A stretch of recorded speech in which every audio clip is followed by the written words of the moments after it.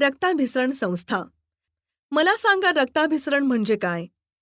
शरीरामध्ये रक्ताच्या सहाय्याने एका भागात शोषून घेतलेले पदार्थ किंवा वायू दुसऱ्या भागाकडे पोहोचवणे म्हणजे रक्ताभिसरण क्रिया होय.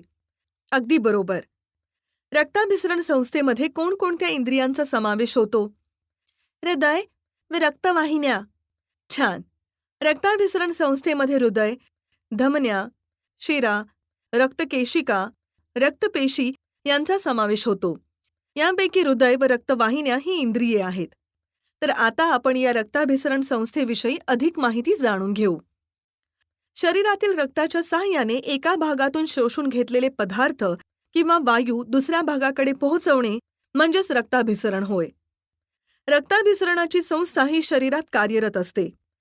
शरीराच्या निरनिराळ्या अवयवांमध्ये पाणी, संप्रेरके, ऑक्सिजन, विद्राव्य, अन्नघटक, टाकाऊ पदार्थ असे विविध पदार्थ वाहून नेले जातात. हे पदार्थ वाहून नेण्याचे कार्य रक्ताभिसरण संस्था करते. मानव व प्राण्यांमध्ये रक्ताभिसरणासाठी स्वतंत्र संस्था असते. रक्ताभिसरण संस्थेमध्ये हृदय, धमन्या, शिरा, रक्तवाहिन्या, रक्तपेशी, केशिका यांचा समावेश होतो. हृदय, रचना व कार्य. आता आपण हृदय या रक्ताभिसरण संस्थेतील महत्त्वाच्या इंद्रियाविषयी माहिती जाणून घेऊ. तुम्ही तुमच्या छातीच्या डाव्या बाजूला हात लावला तर तुम्हाला धडधड असा आवाज आल्याचे जाणवते. त्यालाच हृदय म्हणतात. हे हृदय बरगड्यांमागे दोन्ही फुफ्फुसांमध्ये थोडेसे त्याच्या डाव्या बाजूला कललेले असते. आपल्या हृदयाचा आकार हा आपल्या मुठी एवढा असतो.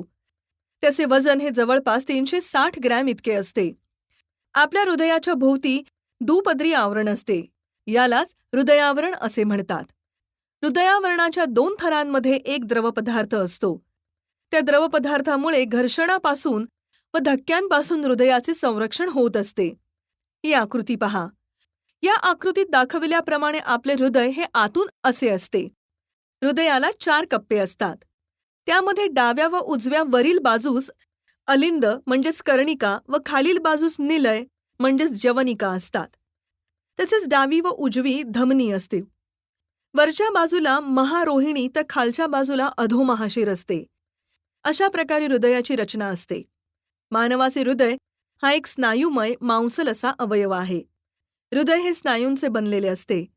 हृदयातील स्नायूंच्या हालचाली या अनैच्छिक स्वरूपाच्या असतात आणि त्याचे आकुंचन व शिथिलीकरण एका निश्चित वेळेत व तालात होत असते. यालाच हृदयाचे स्पंदन असे म्हणतात. हृदयाच्या आतमध्ये असलेल्या उभ्या पडद्यामुळे हृदयाचे डावा व उजवा असे 2 भाग होतात. पुन्हा याच 2 भागांचे प्रत्येकी 2-2 कप्पे पडतात. अशा प्रकारे हृदयाचे 4 कप्पे असतात. त्यातील वरच्या कप्प्यांना अलिंद तर खालच्या कप्प्यांना निलय असे म्हणतात. शरीराकडून हृदयाकडे येणारे रक्त स्वीकारण्याचे कार्य अलिंदाचे असते. हृदयातील रक्त बाहेर घेऊन जाण्याचे काम निलय करतात. उजव्या बाजूला अशुद्ध रक्त असते व डाव्या बाजूला शुद्ध रक्त असते. उजव्या बाजूला शरीराकडून आलेले रक्त फुफ्फुसामध्ये जाते. नंतर फुफ्फुसामध्ये रक्तातील कार्बन डायऑक्साईड बाहेर फेकला जाऊन प्राणवायू शोषला जातो. हे रक्त हृदयाच्या डाव्या कर्णिकेत आणले जाते आणि तेथून ते डाव्या जवनिकेतून शरीरभर पोहोचवले जाते. अशा प्रकारे हृदयाचे कार्य चालते.